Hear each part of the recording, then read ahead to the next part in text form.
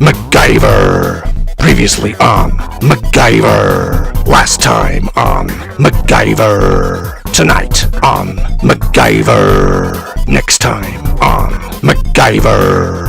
MacGyver!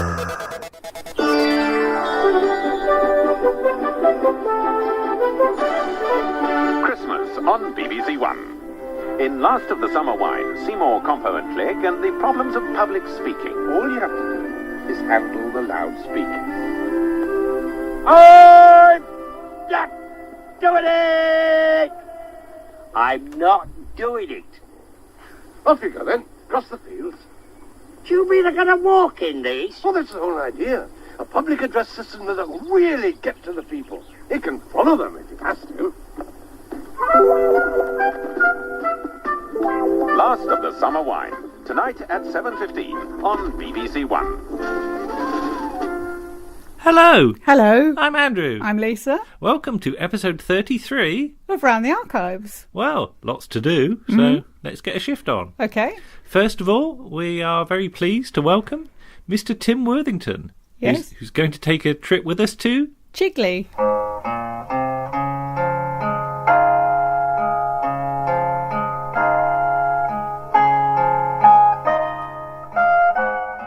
Hello, Lisa. Hello, Andrew. Hello, Tim. Hello, Tim. Hello. We've got Tim Worthington on the other end of a connection, haven't we? We have. So, Tim Worthington, what are you up to and where can we find it? Well, as will be obvious from that intro, I've been doing recently a lot of editions of my podcast Looks Unfamiliar, which yourselves were on a while back and you were absolutely brilliant on. There's quite a few recorded waiting to come out. One might be out by the time that this appears. Quite an exciting one. I'm not saying who that is yet. It'll be somebody who's of great interest to listeners to this programme, though. I'm also working away at various pieces on my website, which is timworthington.org, and exclusive news for you here. I'm literally putting the finishing touches to a book about Radio 3 comedy, which has been in the works for a number of years now. I think I've finally got everything, and it should be out soon. Excellent. Wow. That's another book for our shelves, then.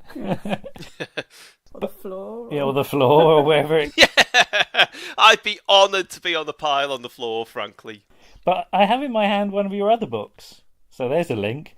The Camberwick Green Procrastination Society, in which you wrote a lovely article about the final episode of Chigley. I did, yes, yeah. So we thought we'd like to talk about that very episode tonight. So, tell us about this episode, Tim. Well, this is of particular interest to me, because anyone who knows me or even knows about me will know how obsessed I am with Camberwick Green, Trumpton and Chigley. But I've always had a real kind of soft spot for Chigley, because it is the forgotten one in a lot of ways. I mean, Gordon Murray did other series less well remembered, but it's the one that for a number of reasons it didn't quite take off at the time. There wasn't very much tie-in merchandise. It wasn't repeated as much as the others, even though weirdly it was the last one of them to actually be shown regularly by the BBC. And people just don't remember it as much, and yet it's got that real kind of end of the 60s feel to it. In that, I don't mean, the Harry Farthing and Winnie were going out, of fomenting revolution on the streets, like singing Street Fighting Man and so on. But it has got that kind of thank you and good night feel, like a lot of things in 1969 did. I mean, I think primarily the end of the War Games, which is literally not just Patrick Troughton spinning away into the distance, but the whole of black and white Doctor Who, the whole way of making that. And Chigley kind of ties in with that to me, because it's the end of something that had been a very big television phenomenon in the 60s, and it's the absolute line drawn under it. Because you say in the book that people sort of get them mixed up in their heads as to sort of which series is which. And because Chigley always starts somewhere else, doesn't it? And this one we're starting in Trumpton Town Square, aren't we? With Mr. Antonio flogging his ice creams. That's right, and it struck me re-watching it that there is the episode of Trumpton where Mr. Antonio parks in front of Mrs. Cobbett, the flower seller, and they have to go into a sort of an uneasy truce about who does what. Well, they've obviously worked it out by now, because they're positioned adjacent to each other and both picking up the passing trades. So, well, I like it. I like his truck. It's quite colourful, except I've noticed it's got an evil face on the front. It's, I know you were scared of the clown, weren't you? But this truck looked like it's up to no good to me, and I'm also worried. I'm also worried about the ground clearance on it, because the bottom of it's really low. So I was imagining if they ever introduced like speed humps into Trumpton, he'd just get marooned on top of one. Here comes a policeman, a sleeping policeman, speed hump number. I can't make that work. But you've got ices sort of letrosetted on the side of the... ISIS? No, ices. Now that's a whole different series. Letrosetted on the side of his truck. And I noticed it's the same font used in The Man from U.N.C.L.E. It is. It's the same font as well. Like that, every shop in the 70s that had been around in the 60s had, and it would just generically say butchers or grocers. You know, nobody with an actual name for their shop used that font. It was just the generic shops. You know, baker. Well, going back to our early sort of pre-podcasting days, Lisa and I used to work on a tape zine done by our friend Nick, who you hear on our podcast these days, Ray Phase Shift, and he used that same font, so it's got a whole different set of connotations for us. But anyway, he goes off heading on his way about 3 miles an hour, because he's heading for Winksted Hall, isn't he? Did you notice his coat's changed, by the way? His what? His coat? His coat has changed, because in Trumpton he's got that lovely crisp white kind of lab coat, like he's a member of AMM, the 60s free jazz outfit. But in this one it's all grimy and rough and mucky. Either he's fallen on hard times, or he's fallen in with some hippies, or just Gordon Murray forgot to put that puppet away properly, and it's just gathering dust in the corner. You know, oh, we need this one. It's got a bit funny coloured. What I'm concerned about is his ice lollies, because they're all exposed to the elements. So if he's like driving through a cloud of midges or something like that, they're going to just get stuck to the lollies. It's not very hygienic. But we arrive at Winksted Hall, and he's got a tin of ice cream for Brackett, which is the size of an oil tanker. How are they going to eat that much ice cream? The two of them. Even if they give Mr. Bilton some, it's, you know, that's a tall order. Yes, Mr. Bilton turns up and he wants a peppermint one for some reason. Yes. I've never had peppermint. You've never had peppermint ice cream? There's no peppermint ice cream. No, they've made that up. Unless it was some 60s fad that, you know, is lost to time. Nobody had the peppermint ice cream, ever. But Mr. Bilton's complaining about his rheumatics, and he goes off to the area around his greenhouse where he's got this sort of skanky old wheelbarrow. And behind the wall, I don't know whether you've ever noticed it, there's a tree in the first shot, but later on that tree disappears. Yes! Yeah, I don't know. I mean, there's very few slip-ups in the whole of the 3 series, but that is unforgivable, that one. That was so glaring. I think even as a child I noticed that. Well, the tree's there earlier on, then Mr. Antonio somehow gets talked into mowing the lawn. Yeah, it's like the Adventures of Tom Sawyer, isn't it? Where he convinces the other kids to paint the fence. It's exactly like that. I don't believe he had rheumatics at all. Just didn't feel like doing it. Well, I think he's faking it, because Bayleaf in the Herbs is often complaining about his back and things like that. I think it's just a sort of gardener sort of way of getting out of things. I am concerned about Mr. Antonio's mowing technique, though. Because if you're like mowing a stately home lawn, you're supposed to do it in stripes, aren't you? But yes, that's true. Yeah. He's all over the place. You know, he's not doing it in straight lines at all. He does one bit of it several times. There's no grass left. But yes, so eventually the mowing is achieved. He goes back to see Mr. Bilton. The tree's vanished, and now there's a load of bushes behind the wall.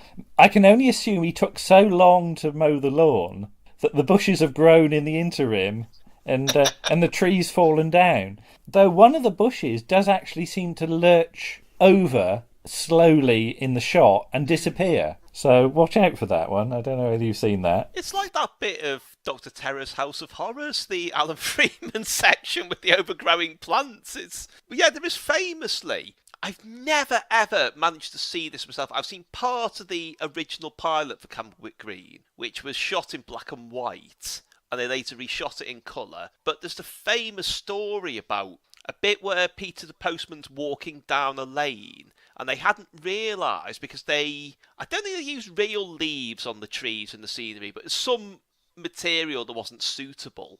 And they slowly wilted under the studio lights, and they didn't notice it because it was stop motion, but all these trees are like looming towards him like some lost bit from the Wizard of Oz almost as he makes his way down. Now, I wonder what children thought of that in the 60s. But Mr. Bilton is still complaining because he wants this sort of motorised barrow thing, doesn't he? But they can't afford it because the roof needs to be repaired. They're hoping for some more visitors, and off Mr. Antonio goes, heading for the pottery. His ice lollies are still out in the open, and he arrives at Mr. Farthing's and gives Winnie a suspicious-looking yellow lolly. I'm just wondering what the lolly's made out of. It's a very dark yellow, and she spends all the time sniffing it, apparently. So, yeah, it looked like medicine to me. I'll give them that benefit of the doubt. Well, I was thinking darker thoughts, but I'm just imagining her nudging her dad. Dad, does this lolly smell of wee? You know. But, yeah, Mr. Crockett then gets all the gossip, and then later on, 1 week later, at Winsted Hall, Mr. Brackett gets a phone call. Now, Mr. Brackett, I have to ask, when you were small, did you ever do an impression of him walking up the corridor? Because I did. We not only did, me and one of my sisters broke the latch on a sideboard in the front room because we had to think about, we thought he was walking with his feet together. So we were like kind of hopping in unison on 2 feet. And we somehow broke the latch on this sideboard, which was a downward door. And we didn't say anything about it. We just left it. And it later, because it wasn't repairable for some reason, probably just because my parents couldn't be bothered, but they used to wedge it shut with torn out pages from the Sunday Times magazine. And of course it would work its way loose. And in the middle of the night you'd hear this almighty crash that would wake everyone up. It was that, it had come down, they'd have dinner parties and one of their friends would be standing in front of it and it had come down, smack them on the legs. And we never owned up to it until a couple of years ago. And I personally blame Mr. Brackett for that. One thing that always sticks in my mind as well from that sequence is that the wallpaper, which is a very weird design, and does remember the sort of black and white lino we used to have in our toilet floor. It was sort of black with white sort of streaks and patterns on it. And also, they've got framed, they're not even pictures, framed tinfoil. It's like the background when you see, Pink Floyd doing See Emily Play on top of the pops. It's that, but framed. Yeah, very, very strange sort of decor they go in for at Winsted Hall. We finally meet his lordship, who's got a huge waste paper bin with nothing in it. I hadn't noticed that.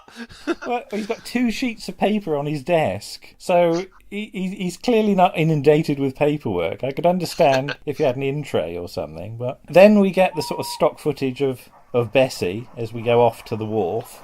It's very manky stock footage as well, isn't it? It's really battered. You can tell where they've spliced it in. But, again, I have to ask the question, did we ever see a turntable or anything like that for Bessie? Because they drive out of where they keep it, go up to the wharf, and do they have to reverse all the way up the line again to get back, or is there a loop or something like that? I don't know, because you do see them returning in some episodes. You never see it turn round, though. And the return journey is different, so it must be a loop line. Because years ago, was it Cult TV magazine sort of tried to do a map of Trumptonshire? They did, that's right, they did, yeah. I've just never seen anybody attempt one in recent years, because you get various ones that people have done of Warmington-on-Sea, but I'd love to see a proper map sort of done of Trumptonshire at some point.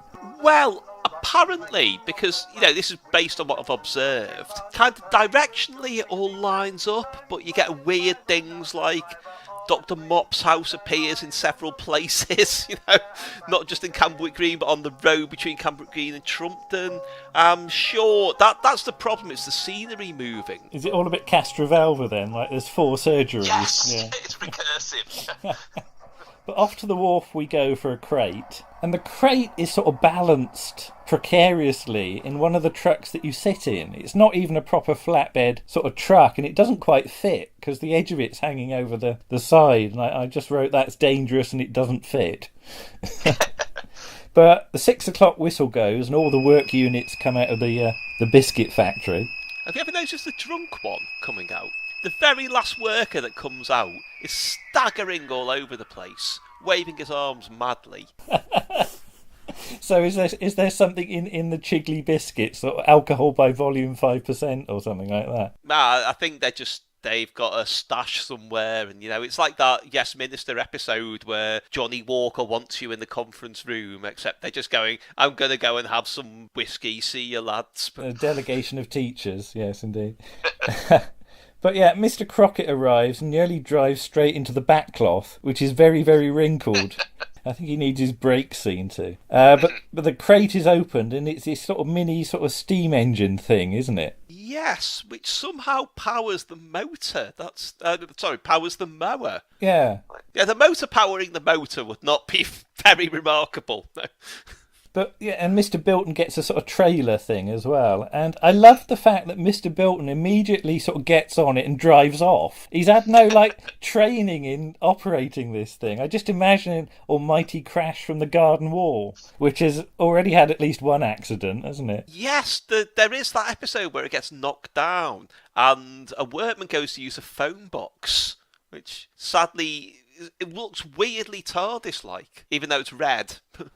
And then Lord Belborough gets his organ out as usual, and the Russian peasants start to dance. And that's Chigley. Yeah, and that's the absolute end of it, isn't it? You've got the captions after it, but that's it. That was goodbye to the 60s. I mean, what was the actual date it was on? It was the 29th of December, 1969. So yeah, this is, as you say, this is very much the 60s coming to an end. But in your book, you make a passing reference to a possible idea for another series set at the seaside. Well, now, what's this about? Because I don't know anything about this. Gordon Murray mentioned it vaguely in an interview once, just said I toyed with the idea of a fourth series in a seaside location, but it never came about. Now, I have seen his BBC file. There's no submission in there, so I do think he literally just toyed with it. He thought, shall I do it?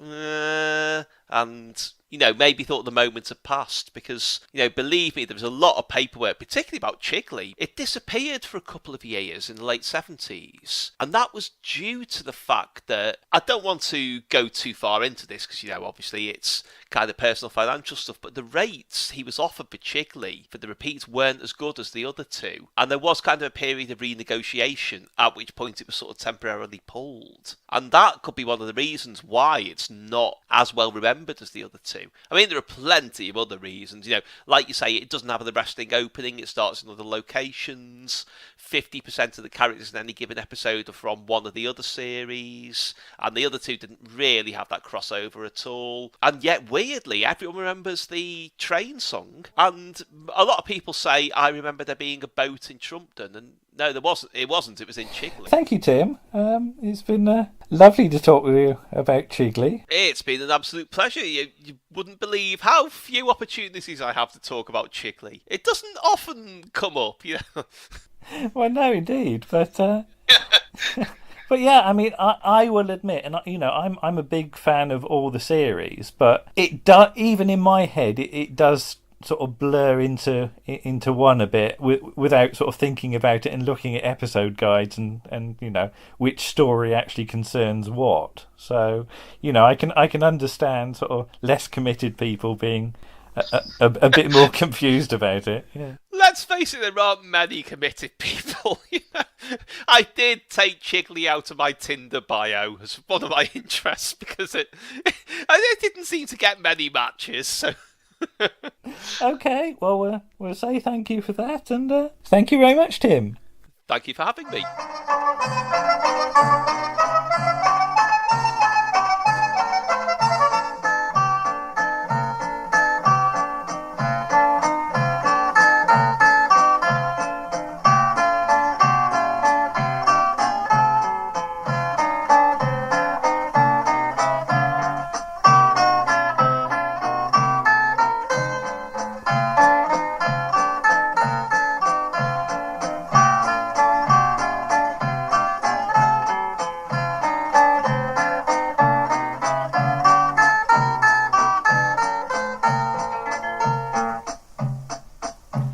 And thank you to Tim. Yes, thank you, Tim. It's very nice to chat with you. Yes, we finally got him on here. Yay! Because we've been meaning to do it for ages. To get him to do something for ages, and I'm very glad that we did. So hopefully we can do something at some point in the future. Yes. But now, Martin Holmes normally looks at shows. He does. For us. But in this case, he's going to have a delve in his own archives. Yes. And have a look at Doctor Who companions, but perhaps not in the way you might expect. Ooh. Here's Martin.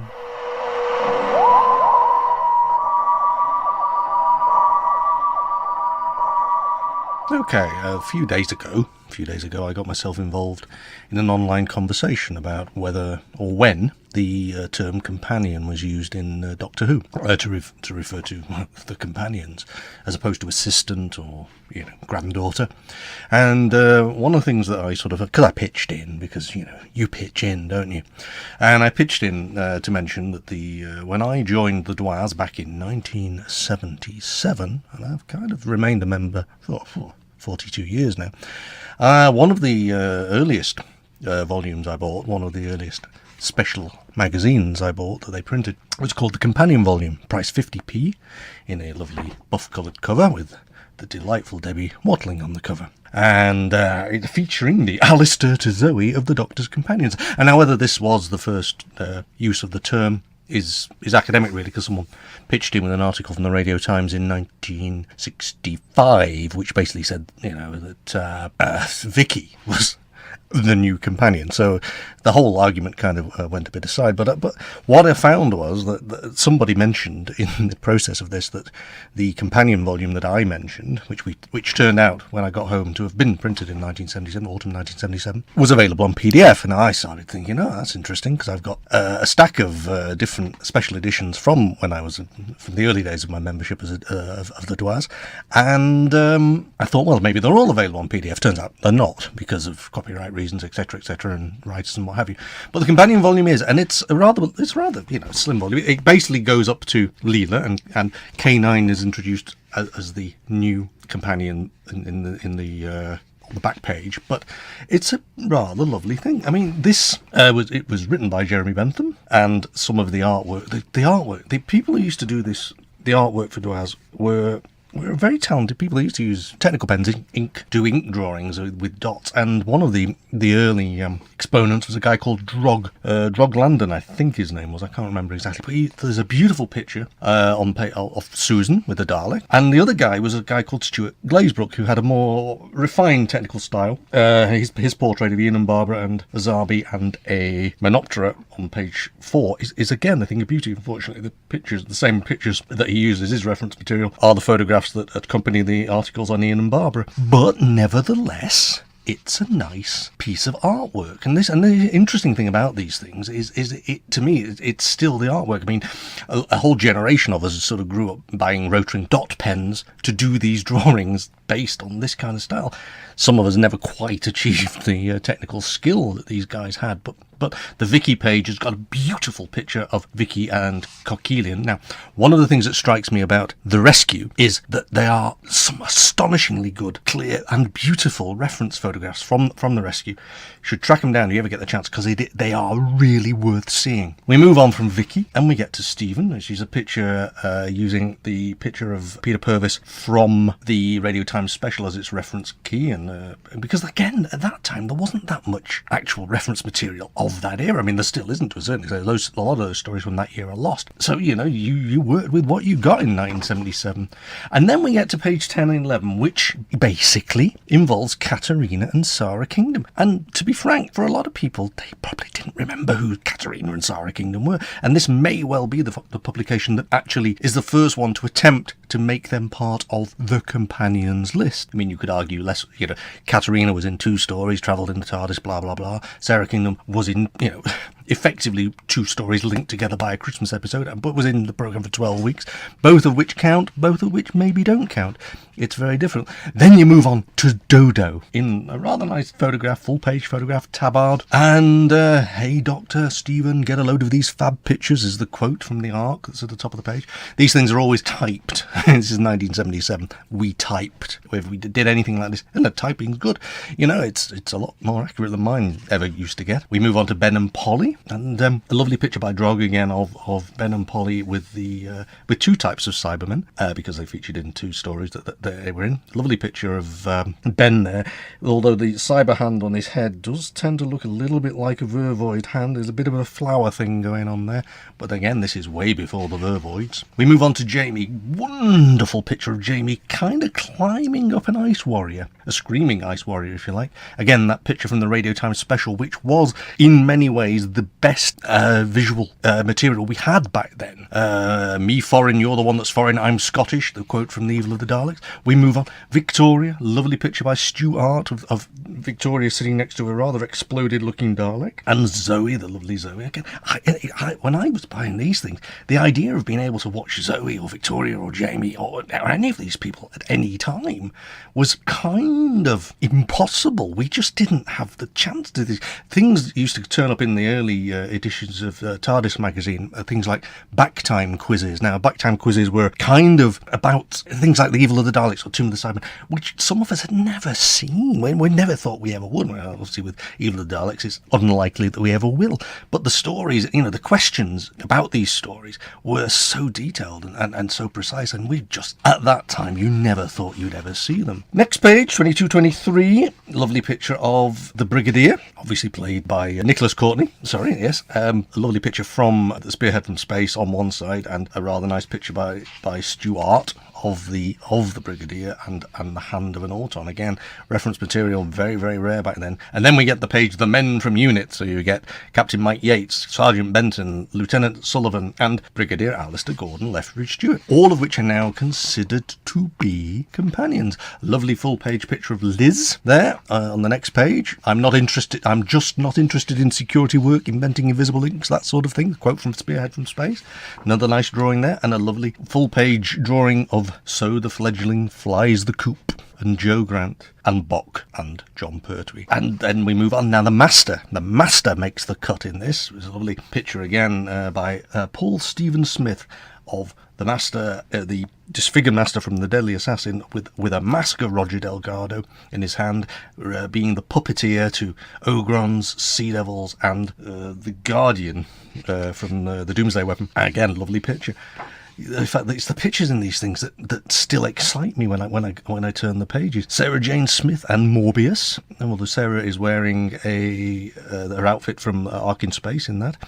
Harry called me old girl again and I'll spit in your eye, the quote for her. Lovely photograph again of Elizabeth Sladen there in her woolen jerkin from the Time Warrior. We move on. Another lovely picture, full page picture of Harry Sullivan with a Zygon, or being a Zygon, and Leela with a great picture again by Stuart Glazebrook. I must stop calling him Stuart. Leela and D84, of course, who some people still considered to be a companion. At the end, lovely, say the list of information. Now, no information available about Adrian Hill. That's interesting. But the companion volume was published by the Reference Department of the Doctor Who Appreciation Society. Production thanks to Mark Sinclair. Printed by Book Services Litho Limited, South Street Industrial Estate, Whitstable, Kent. And that, as the saying goes, is the 40-page, 50p companion volume. Fabulous.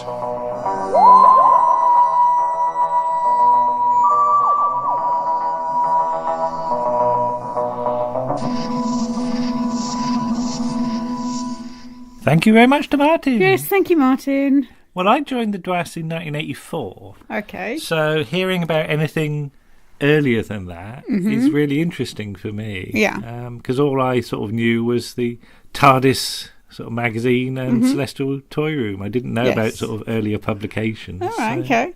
And you were very late joining the DWAS, yes, it was about 1991. Doctor Who wasn't even on the television at that point. I think that's why I joined. But that's how you met me, though. It was. If I hadn't joined, then I wouldn't be sitting here now. Right. So, yes. Next, what have we got? Oh, yes, the Summer Winos are back. Yes, so Bob Fischer. And Andrew T. Smith. Yes. Return with part 2 of their chat. And they were just about to open an email from Roy Clark. So what will Roy say?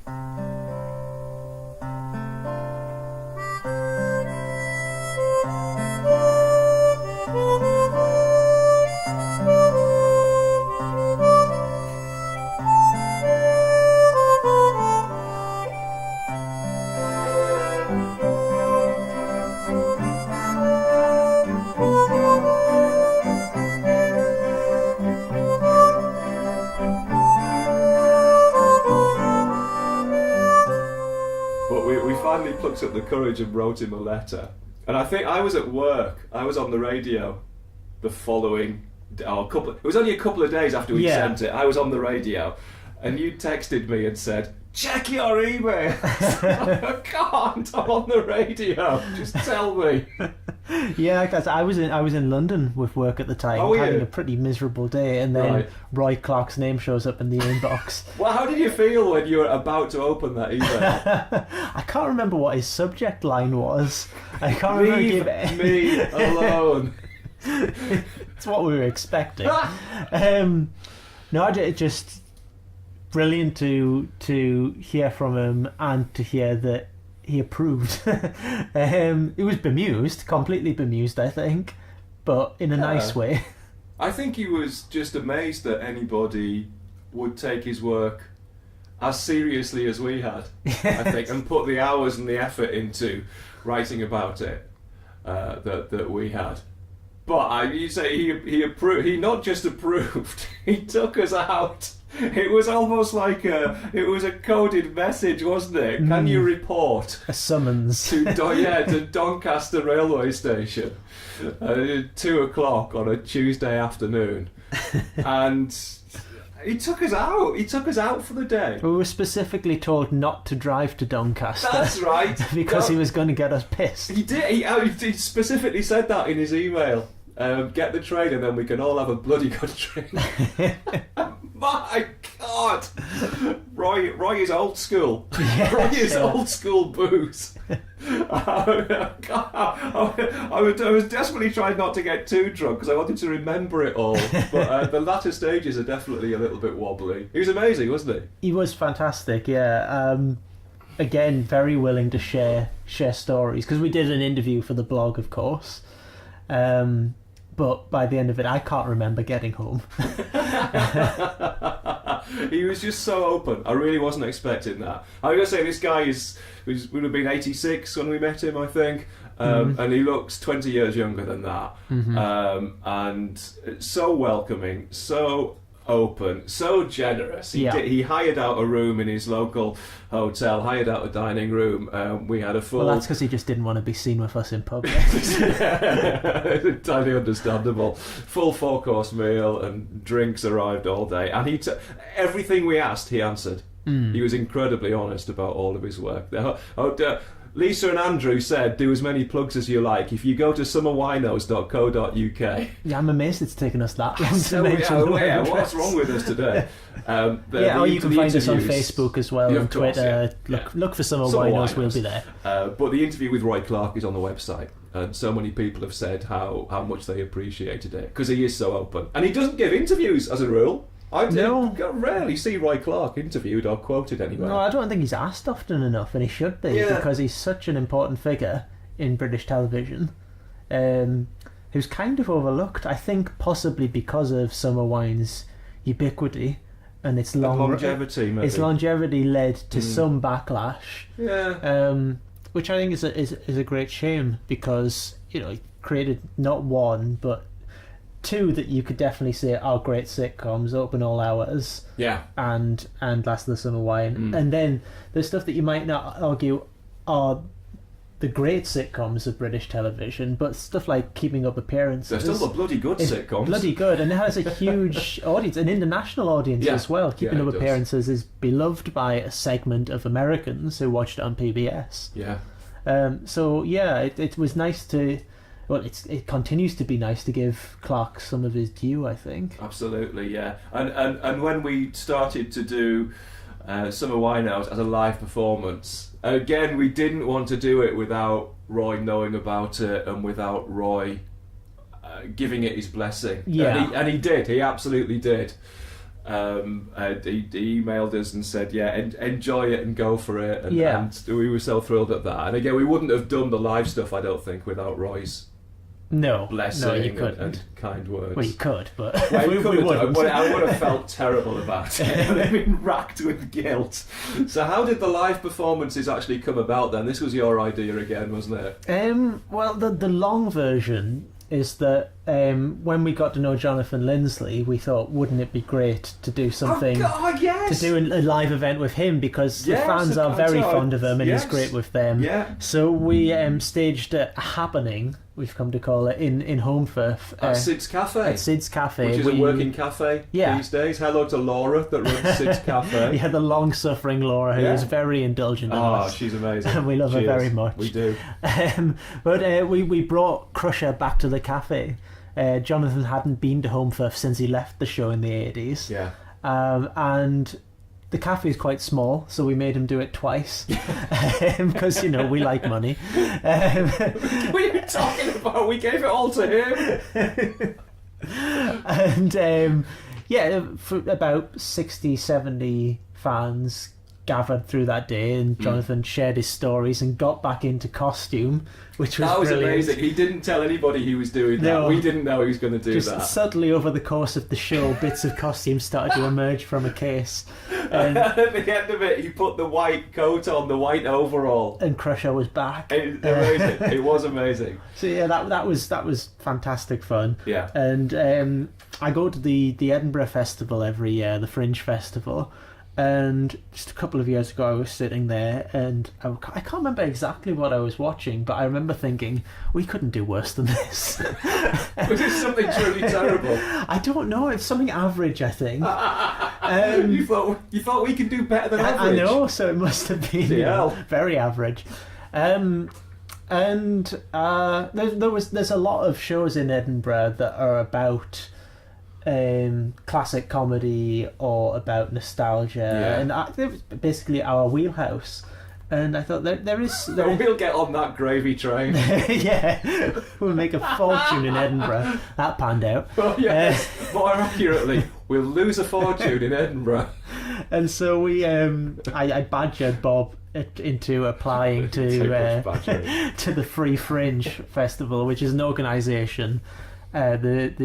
I always get these letters around, the PBH, Free Fringe, named after Peter Buckley Hill, the founder. That's how I remember. And they're an organisation that helps get acts to the Fringe, because it's incredibly costly if you're going to rent a venue in addition to your accommodation and your promotion and all of that. So they basically will accept submissions, they'll decide whether they think you can put on a good show, and they will assign you a venue that's appropriate to your kind of material. Yeah. And you'll get into their free program as well, so you're not having to worry too much about the advertising side of things. And they accepted us. Yeah. And then we had to write a show, because we hadn't thought that far ahead. Well, I mean, the show is essentially the story of what we love about Last of the Summer Wine and what it's meant to us over the years. It's like a version of this podcast, but proper. But proper, it's got costumes and props and slides. Yeah, and a show about why Last of the Summer Wine is so great, I think, and things that people might not have realised about Last of the Summer Wine, or possibly dispelling preconceptions that people have about Last of the Summer Wine. We go around the audience, don't we, and figure out what they think Last of the Summer Wine is. When we say the phrase Last of the Summer Wine, like this, Last of the Summer we're Wine, doing the show again. What's the first thing that comes into your head? And people always say tin baths. Tin bath rolling downhill, old people, wrinkled stockings, and we kind of go through these one by one and talk about them. And then, I guess in the second half of the show, we look at the links between Last of the Summer Wine and some of those older generations of comic performers, like we mentioned, Joe Gladwin having performed in music hall in the 1920s and 30s, and he's on primetime TV. And Bill 50 Owen years had been later. a film actor, Yeah, completely. who got very close to stardom, but never quite Yeah. became the star that he wanted to be yeah. until Last of the Summer Wine. I Yeah. think. So this, I was going to call it a last hurrah, but we're talking 30 years of the man's That's a hell of a hurrah. career. Yeah, That's a lot of last of the Summer Wine. It didn't start as this, but the series did become a legacy project. Yeah. In that people sometimes called it the retirement home for actors and comics of a certain generation, but I think that's a little unfair because they did graft on that show. Yeah. So sitcom stars, people like Stephen Lewis. Became a series regular. That was bound to happen. June Whitfield. Yeah. I'm not doing June Whitfield. Oh, you chicken. And by the end of it, you had... No, that's not June. By the end of it, you even had people like Russ Abbott. So comedians of the 80s becoming part of this ongoing legacy thing. And we explore a little bit of that in the live show as well.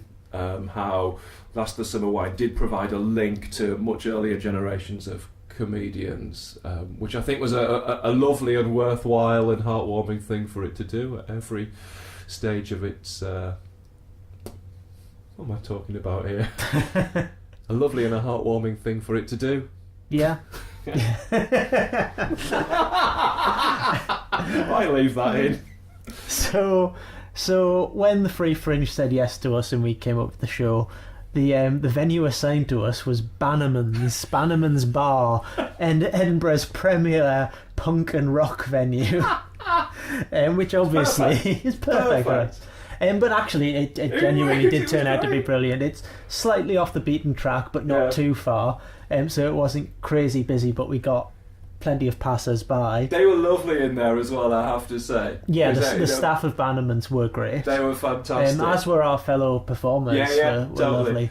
Lovely. And there's something about sitting in a punk and metal venue, dressed up with this Compo and Clegg.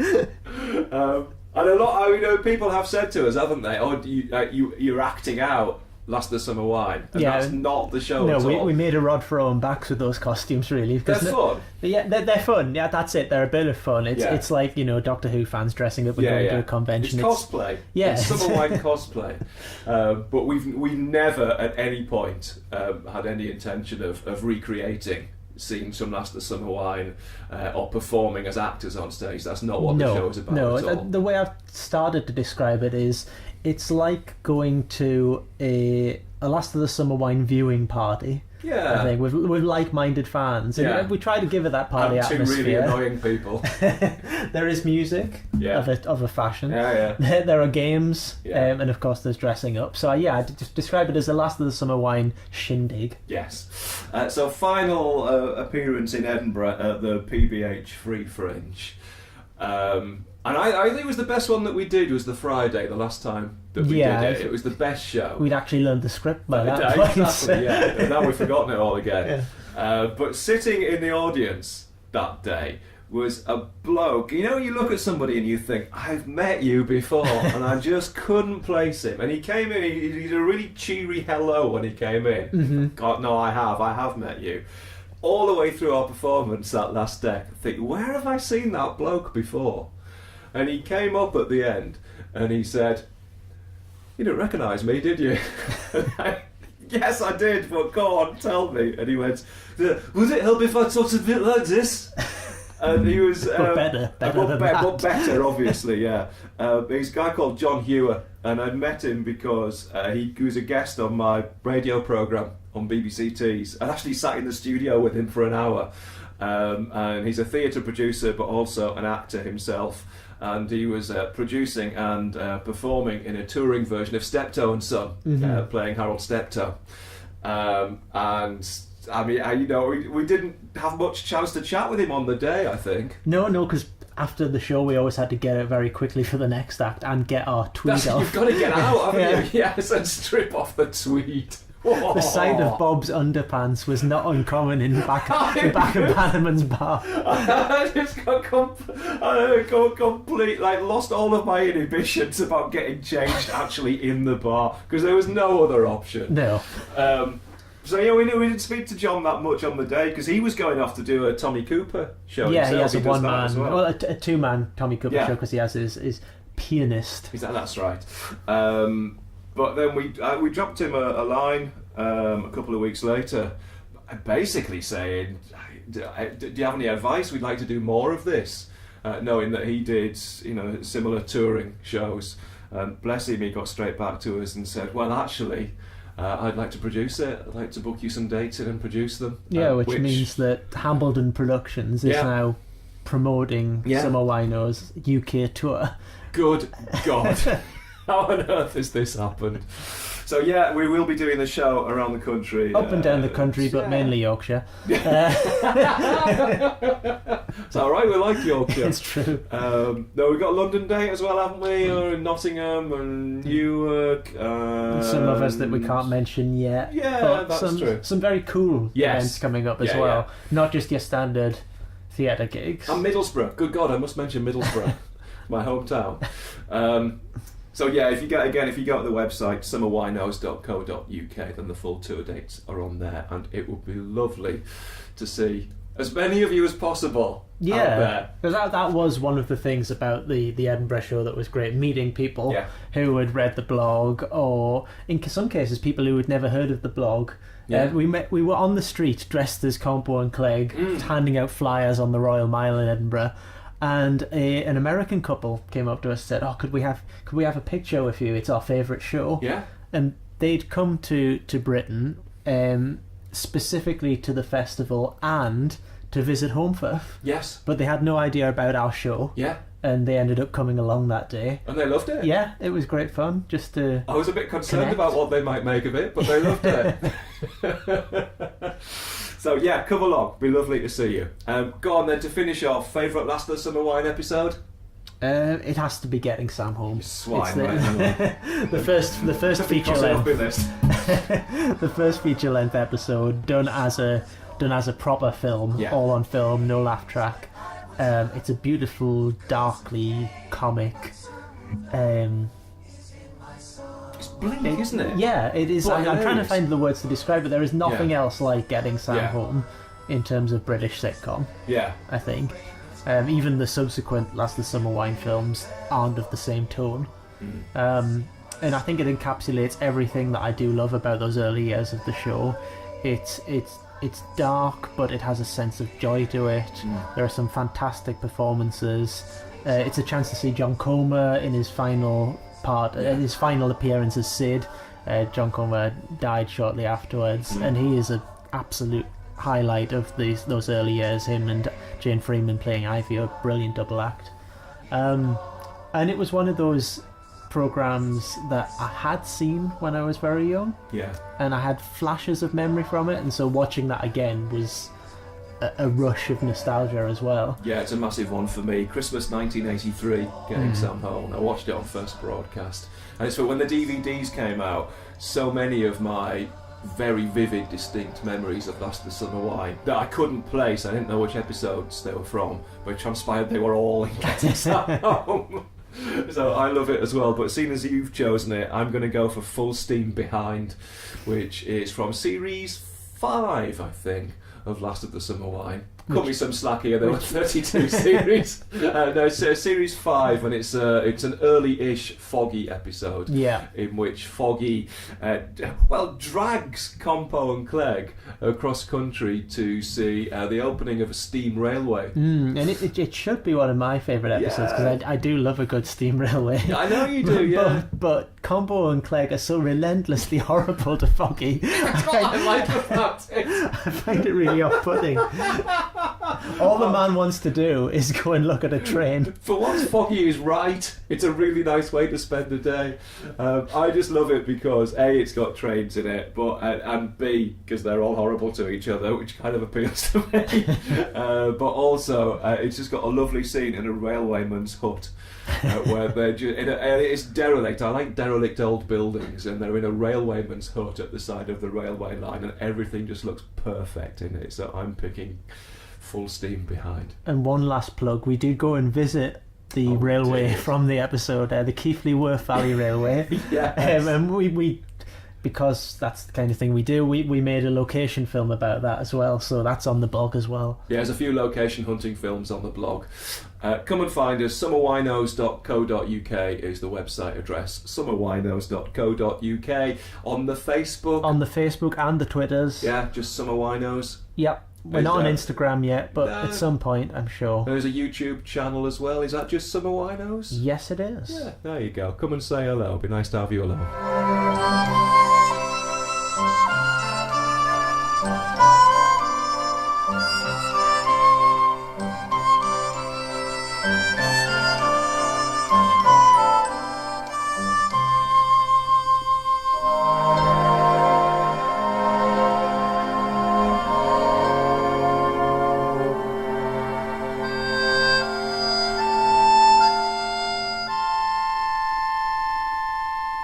Many thanks to Bob and Andrew. Yes, thank you, boys. And do go and see their show if you're in the area. And if we said, boys, come and see us down in the south. Indeed. And an open invitation to them to Return. Come back and do something else, of course. Yes. Now, Nick Goodman is here, flying solo for once. He is, yes. And he's going to look at some forthcoming Doctor Who merchandise. He is.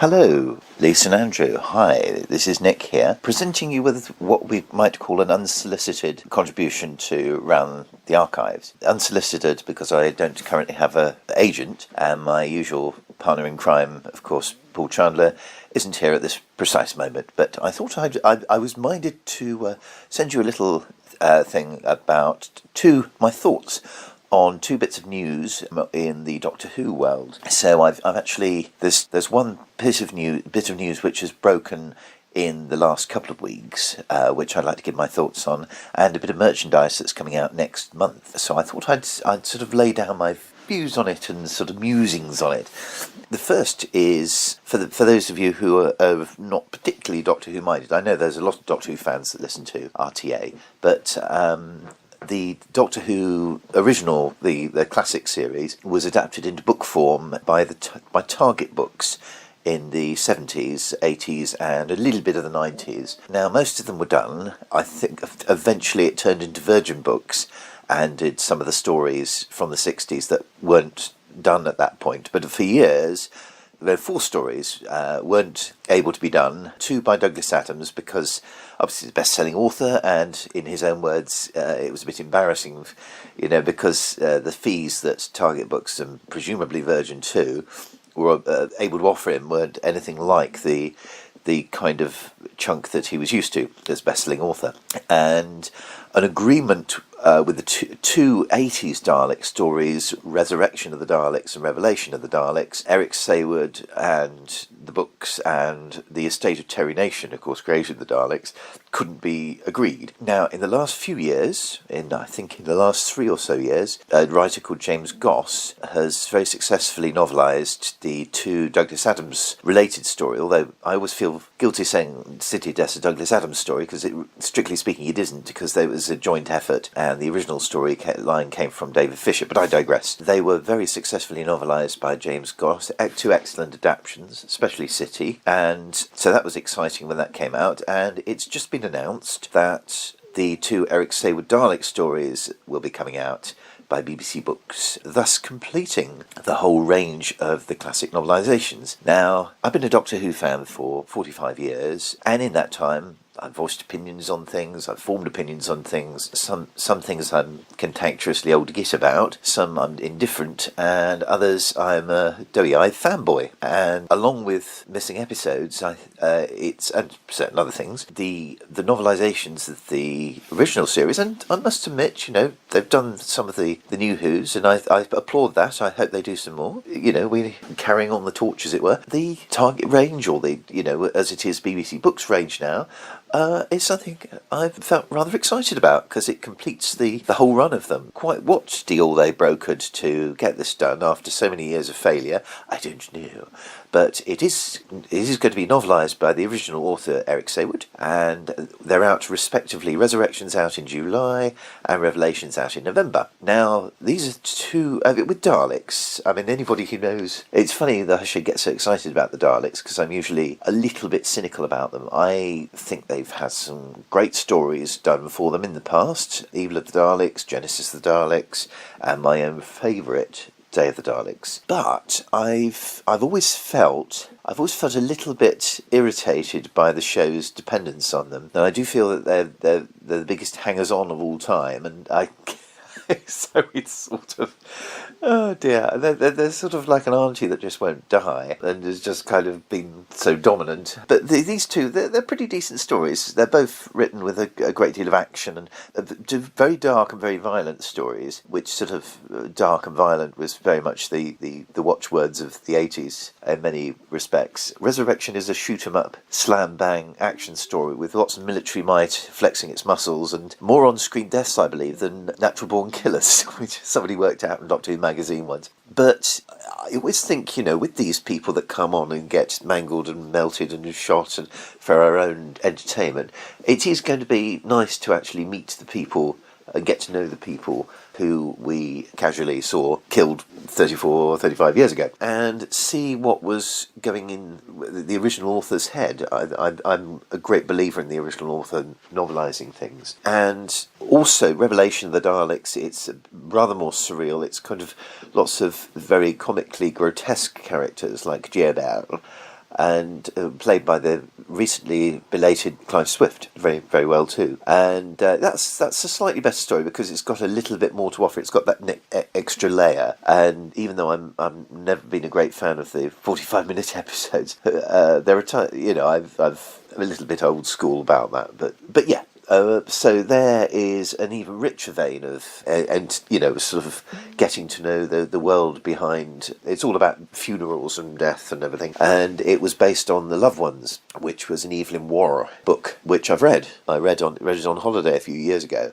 And if you folks out there think Revelation of the Daleks is quite dark, then I suggest you read it, because I can see why Eric Saward liked it. It was good. But anyway, I digress. With those coming out, obviously, fills a gap, absolutely marvellous, break out champagne. But what fascinates me is what kind of style Eric will be writing it in, because we've seen several examples of Eric Saward in prose. His original book of his original story, should I say, The Visitation, this is his first Doctor Who story. Apart from a scene where it's seen from the point of view of a fox, it's a fairly straightforward adaptation, and ends quite abruptly. I think the target page count was quite stringent in those days. Following on from that, he did the Twin Dilemma, which wasn't his story, but he script edited the original, and he adopted a very different style, a sort of quasi Douglas Adams-y, zany kind of warped kind of humoury bit, which it's slowly grown on me over the years, but I've always thought didn't quite work. He didn't quite pull off that kind of style. I've never actually read Slipback, which is his radio Doctor Who, but I believe it's written in the same vein, which put me off buying it, really, I guess. However, Attack of the Cybermen, which also wasn't his story, allegedly, and he did a super job on that, and the characters really come to life, and what was a slightly kind of sort of shoot again, a kind of action story comes to life very nicely on the page. So what sort of Eric are we going to get when these books come out? Will it be a visitation Eric, or a twin dilemma Eric, or will it be an attack of the Cybermen Eric, or will it be an Eric that's 30 years older and wiser and will give us something new and sensational? I have to say, as a postscript, David Fischer, who wrote some of the Tom Baker stories, was invited by the now defunct Audio Go to novelise his stories. Although they were already novelised by Terence Dicks, he went back and did his own adaptations. And I have to say, I really do recommend them to anyone. They are superb. Away from the target page count, he really is given time to breathe and really brings his two 70s stories, that is Stones of Blood and Androids of Tara, to life, and you really get to know the characters, and a lot of unanswered questions from the originals are answered. So I really do think this is quite an exciting sort of thing to do. So, which just goes to show the sort of things that turn me on. But as a postscript, Toby Haydoe, in one of his excellent podcast interviews, interviewed the late Anthony Reid, before he was late, of course, and in which he revealed that he had done an adaptation of his story, The Horns of Nimon, for Audio Go, which then went defunct, and then poor old Anthony died. So I hope somewhere, if his estate willing, someone will dig it out. Whoever does the novelisation releases these days, I don't know who it is, hopefully will dig it out and put it out, and because that's something I really like to hear. It's a bit of it's a story that people still look down their noses at, but I would absolutely love to see it done by its original author, and let's hope so. Anyway, no, it's a postscript. That's probably too many posts, but never mind. But covers. Now, I'm a bit snobby about covers, I have to say. I will admit this. I shall stick my hand up to it. I believe Quentin Blake is ruining Roald Dahl. I just think he's a very, very talented cartoonist, but he's just not right for it. So that's just giving you an example of my snobbery. But with the two Douglas Adams related Doctor Who books, I really didn't like the covers. I thought they were too... They were very Douglas Adams, but they weren't terribly Doctor Who. So I was... And they were a downer on otherwise two excellent books. And also, they recovered The City of Death with a more Chris Achilles-esque, that's don't want to say that if you had a few gins, cover with the target, which appeased sad people like myself. But I have to say, with these two, with the resurrection and revelation of the Daleks, respectively, they don't tell you much about the story, because it's just a Dalek in this fancy framework of piping. But they do have a certain elegance to them, so I will abate my grizzlings on this occasion. So they do look nice. So even though there's no sort of all the characters, there's no Davros, there's no Lytton, there's no Rodney Bewes or whatever. But no, yes, they are going to look a little bit better on the. Anyway, that is me definitely done for Revelation and Resurrection. My second thing I want to talk about is the Macra Terror. Macra Terror, for the uninitiated, was the fifth Patrick Troughton's... I'll just go and do my calculation. Yeah, fifth Doctor Who Patrick Troughton story from 1967. It was wiped shortly afterwards and has been missing ever since. Now, recently, in recent times, they've been putting out the animation of these missing stories, which I'm in support of. It's a great way to rediscover the stories. Obviously, I'm still hoping that Phil Morris, who is the great missing episode hunter of all series, not just Doctor Who, will discover something. I enjoyed his little discovery of a rediscovered Morecambe Wise at Christmas. That was nice. But for the time being, we have Macra Terror. Now, people will know that I'm kind of keen on missing episodes, but I have to say that Macra Terror has always been one of my least favourite of the ones that are missing. The thing is, I always think of the Patrick Troughton's first season as a bit like a donkey ride at this on the sea front at the end of a long summer day. It's very charming and ends gloriously, but it's a bit of a bumpy ride, and there's a fair amount of poo along the way. And I have to say, having experienced Macra Terror through the books many times and the soundtrack even more times, I have to say there's something about it that just doesn't grab me. I've always felt that Ian Stuart Black's the worlds that he creates and the characters it creates are a bit contrived and three-dimensional and a little bit sort of aim too much at the kids. Maybe that's just me, but I just don't think, when you compare him to someone like David Whittaker, who was writing for the show at the time, who brought even the smallest of characters really to life in his writing. Having said that, I applaud Macra Terror, and I shall be buying it and watching it, and I'm rather hoping that it will, it will make me change my ways and see, I'll get something new out of the show by actually seeing the visuals with the soundtrack, albeit on, sort of animated. So I'm looking forward to that very much. So, as maybe not as much as sort of if they animated the remaining episodes of Faceless Ones or whatever, but anyway, yes, so that's Macra Terror out in March, should I say, and looking forward to that one very much. And I even prepared a slot on my shelf for it. Anyway, that's my musings. I hope you enjoyed that, and I hope you can use some of it. And as I say, keep up the good work.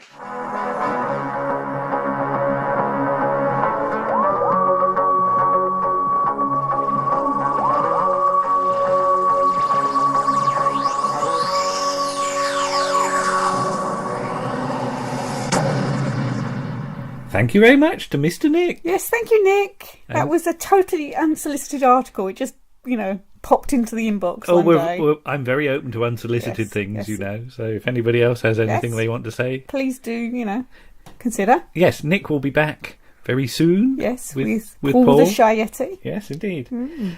Just want to say thank you to everyone for listening again. Yes. There's just one more article to come, which There won't be by us. No. But I just wanted to say that I'm recording this on the last day of February, Mm-hmm. and February has seen us notch up by far our most successful month. Yes, indeed. With, as of this morning, over 550 listens. Yes, wow. Thank you so much for listening. Which is astonishing. And if you're listening for the first time, welcome, and please do consider our back catalogue. Indeed. Episode 34. Yes. Is already very well planned. It is. We know pretty much what we're doing. Yeah. Mm. So all systems go at the moment. Yes. Hurrah. Mm. Anyway, for our final piece, Mm-hmm. we welcome back the ExtonMoss experiment. Yes. Who are? Simon Exton and Ken Moss. And they're going to look at... MacGyver. MacGyver! The ExtonMoss experiment. Adventures in Wine and Space with Simon Exton and Ken Moss. Hello everyone, and hello to listeners of Round the Archives. This is a guest podcast appearance from the ExtonMoss experiment. I'm Ken Moss. I'm Simon Exton, and I know the Round the Archive guys I've known them for quite a lot of years. Andy and I used to work in a chemistry lab back in the 80s in Poole in Dorset. And while we were working there was a TV programme that used to be on a Saturday evening called MacGyver, an American programme about a secret agent who used to make stuff out of things that he found lying around. There was almost always some chemistry in the episode. And being teenage lads and working in a chemistry lab and really rather enjoying the show, what we used to do on a Monday morning after we'd all seen it on the Saturday was try to recreate what MacGyver had done a couple of days beforehand, and it generally worked pretty well. Now, I've not seen any MacGyver in years. It stars Richard Dean Anderson, who went on to do very well in Stargate. And I think this was his big break, first lead role. It's really entertaining. Ken, you'd not seen it before, have I've you? not seen a single one. I've heard of it many times, and in fact, bizarrely, the one reference that I know about MacGyver is actually from a Simpsons episode in, I think it's at the wedding of Selma and Sideshow Bob. There's a massive segue there. But no, so I haven't seen it. I don't know anything about the premise apart from what you've just said. So I think the easiest thing is just to dive straight in. Well, it's the pilot episode. It's the pilot episode we're going to watch from 1985. Which is the best place to start. So without further ado, Ron VT.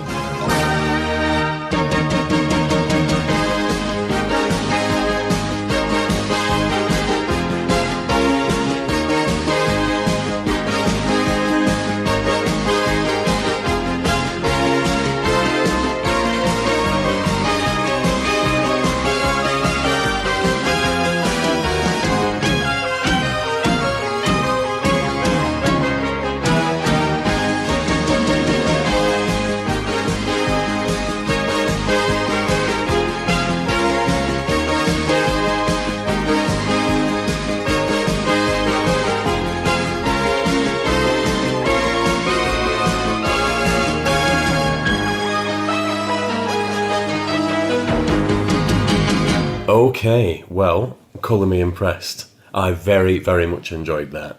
Yeah, that was a lot of fun. Starts off with a little scene-setting thing and a pre-credit sequence, which he almost always had, from what I remember. And he rescues a downed American pilot from somewhere in Asia and gets back some essential microchip. No, there wasn't anything particularly micro about the technology. Not at all, no. So a big chunk of circuit board from this missile that they didn't want, whichever this foreign government was, to get hold of. And then there are the credits with the catchy theme tune, and then it goes straight into the episode. And the premise is that there's a research foundation that has an underground headquarters and laboratory, and there's a big explosion there. Explosion ruptures a sulfuric acid tank, which is gradually dripping through the bedrock, chewing its way through as it goes, and it's going to hit an underground river that will vent into the Rio Grande, I think they said, which will poison the water supply for 3 states or something. It's quite entertaining. They do things like plugging the gap in the sulfuric acid tank with chocolate so that the sugar reacts with it, which is actually exactly what would happen. And whoever they had as a chemistry advisor did a pretty good job. Less convinced about the tiny, tiny bit of metallic sodium being used as a big enough explosion to blow up a wall, but we'll let that one slide. This is a first for us, because we've never done a piece of American television before. It's all been British. British or Irish? Oh, yes, or Irish. Podge and Rog, were those who... I asked you fairly early on, is this a Glen A. Larson? Because it's very much of that ilk. It isn't. It's actually Henry Winkler. So this was executive producer of the Fonz. The theme tune, again, it's got one of those annoyingly catchy theme tunes. That's going to be in my head for days. Earworm. Brilliant stuff. He's impossibly handsome, and as predicted, within about 30 seconds of meeting, oh look, the most attractive woman on the site happens to end up being his a companion assistant tag-along for the episode, and within 40 seconds they're kissing. What a surprise. A lot of gratuitous upskirt shots. Oh yes, there were, and she had to do a lot of hoiking her skirt up to climb over walls and things. So as you've pointed out, though, the science is reasonably robust throughout it. There are the occasional artistic license blips, but... And there's actually nothing wrong with the sodium reaction they do. They just don't use anywhere near enough of it. With this being the pilot episode, I'm assuming, like most pilot episodes, they threw a load of money at it, and they're not quite at that level for the rest of the series. I can't remember, because I don't think I've seen this since about 1992. It's very precise. That's when it finished. Fair enough. I was still working in the chemistry lab at that point. So yeah, I know exactly. It ran 85 to 92. I left that lab in 93. So yes, I know when I last saw MacGyver. That's a reasonable explanation. I'll give you that one. I don't remember seeing it on any repeats or anything. So although it's not impossible, the occasional episode will have slipped in. So I can't really remember just how good the production values carry on. Certainly the stories continue to be very entertaining. I'm just amazed I've never seen one. That is exactly the sort of thing that I would have been watching around that time. There's Knight Rider, Street Hawk, Airwolf, Battlestar Galactica, so all the sort of action series that sailed over the pond, I was into, so pass. And it was Saturday evening, it's early Saturday evening, so 6 o'clock or something. I can imagine this being on either just before or just after Child's Play with Michael Aspel. I seem to remember in those days Knight Rider and then Child's Play. Don't know what that is. Oh, that's one for you to look up. We won't be doing that on a podcast. Basically, kids say the darndest things. Okay.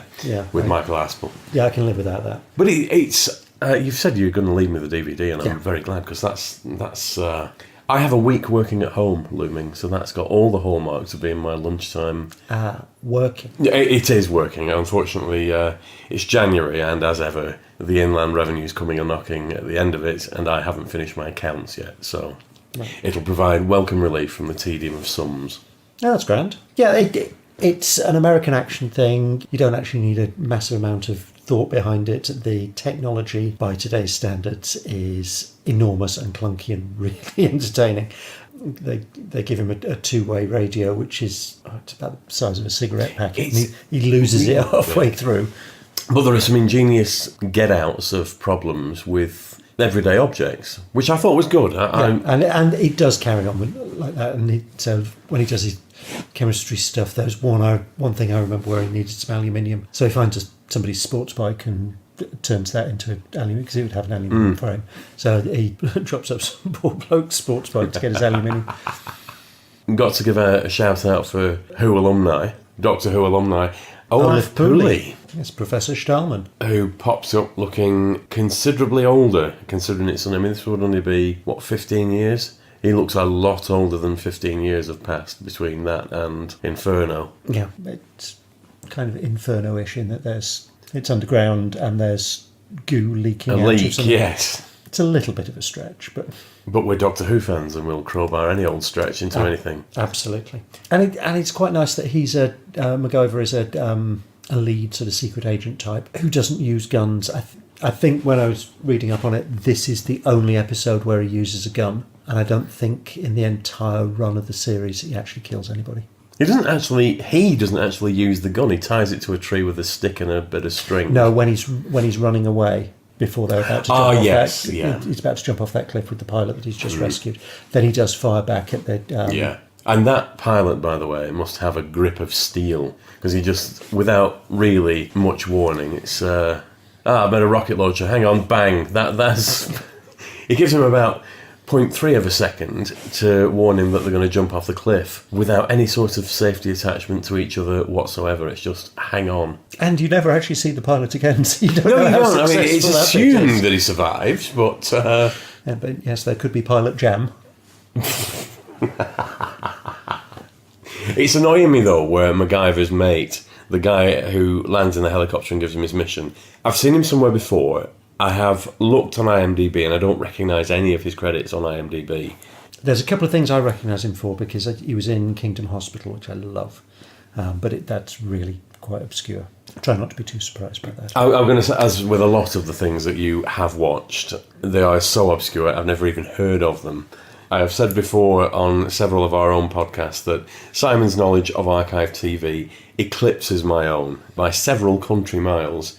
So I come to these things just basking in the glory of whatever Simon pulls out of his DVD case this week, and sometimes not. Corridor People. You need to see more of the Corridor People to really appreciate it. We'll watch all the episodes sometime. Thankfully, there are only 4 of them. Well, that means we need to watch them twice. So that's our brief summing up of the pilot episode of MacGyver. I can recommend it. I would definitely recommend that. I was a little, very slightly dubious when we were talking about doing this, and I was discussing it with Lisa and Andy, because memory cheats. And memory does. This is something that I watched as a teenager and really enjoyed it. And I was thinking, well, actually, coming to it quite a number of decades later, am I still going to be keen? And it was still very entertaining. There are a couple of things which we do on our own podcast, which it would seem churlish not to let listeners of Lisa and Andy's podcast into.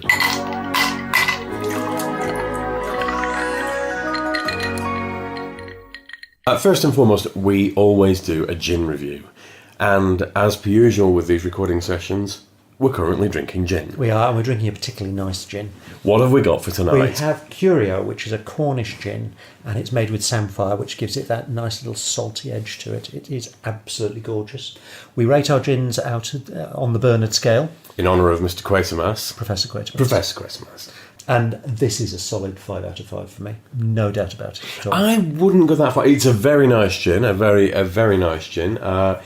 Generally speaking, we drink it with Fever Tree tonics, which is a wonderful tonic water. I don't know why it's so much better than most of the others, but it is. Mm-hmm. There are others. There's Fentimans, and there's a London one. I still like Schweppes. I'm not actually that fussed on Fever Tree. I'll drink it, don't get me wrong. You'll force it down. I'm hovering between 3 and 4. It is a very nice one. I think, don't give me that look, I'm going to give it a 4.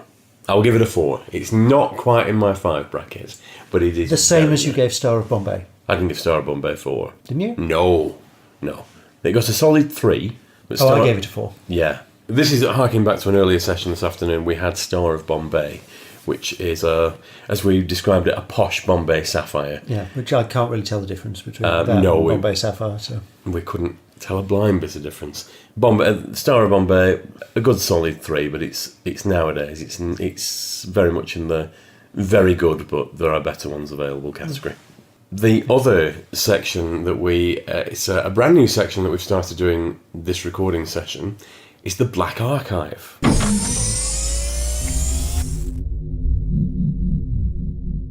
This is basically our opportunity to pick a missing piece of television from the archives and decide which one we would like to resurrect if it wasn't lost. I'm going to go with the Doctor Who, what a surprise. And I think this time it's going to be the Dalek's Master Plan. Because I listen to that every Christmas, and I have done since it was first released on CD. I love Dalek's Master Plan. It's a big, sprawling thing which... It's a series of set pieces. It's one very loosely jointed story that, a bit like the War Games, the beginning and the end. Yeah. The middle is a movable feast. But I do love Dalek's Master Plan. So that will be mine. I mean, don't get me wrong, I like Dalek Master Plan. I would love to see any Doctor Who episode come back. If I were going for a Hartnell, I think it would be the Savages. You have mentioned this before. Yeah. Last time I was asked the question, I said the Savages, and in the intervening 4 hours, my answer hasn't changed. It's a really nice, underrated story. The telesnaps some of them look absolutely lovely. It's nice to have a story where nobody dies. Yes. It's the only Hartnell science fiction that doesn't have any episodes. You are full of interesting trivia. You come out with stuff. The Henry Winkler thing, I'm still just one of those fascinating little snippets that I can now look at MacGyver and think, the Fonz produced that. And now The Smugglers is the only Hartnell sci-fi with no episodes. The Savages. Enjoying the gin. I'm enjoying the gin immensely. It's working a treat. That's a bit of a segue, because I wasn't actually going to talk about a Doctor Who for my contribution to this particular Black Archive. Well, you've already resurrected The Smugglers earlier this afternoon, so what would be your one for this or Black even Archive? The Savages. Right, shut up. Curio gin, ladies and gentlemen. Curio gin, it works a treat. What would you resurrect? You mix up your Hartnells. What would you resurrect? I would resurrect a Nigel Neal play called The Road. Okay, tell me more about it. The BBC have actually already done this to a certain extent, because an audio version of it was released last Halloween. It's an incredibly clever play. It's set in, I think, the mid-18th century, and it's an investigation into reports of ghosts in a nearby wood, and there's a scientist and some flavour of theologian who are arguing about the existence of ghosts and whether there's any scientific validity, whether we should be looking in terms of scientific validity.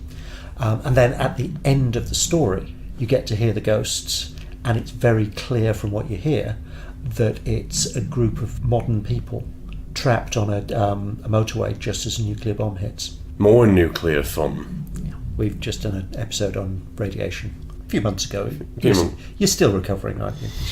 Yes, we did some. Had a lovely evening's viewing of various radiation-themed television, culminating with Threads. If anybody is interested in listening to that podcast, it's on our website. That is a grim fest, but also one of the best pieces of TV that I have ever seen. With that, I think before we segue too much, we should let Andy and Lisa get back to their own podcast. But thank you very much for listening. If you're interested in hearing more from us, we are on Facebook, the ExtonMoss Experiment.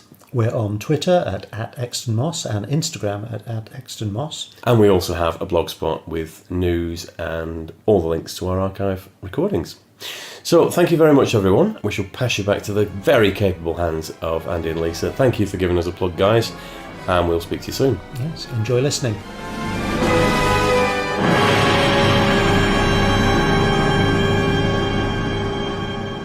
That was episode 33 of Round the Archives. Starring Lisa Parker, Andrew Trowbridge, Tim Worthington, Martin Holmes, Bob Fischer, Andrew T. Smith, Nick Goodman, Simon Exton and Ken Moss. These are getting longer. On the musical side, you heard Dan Tate and Paul Chandler. The script for Last of the Summer Wine, Getting Sam Home, was by Roy Clark. And the producer was Alan J.W. Bell.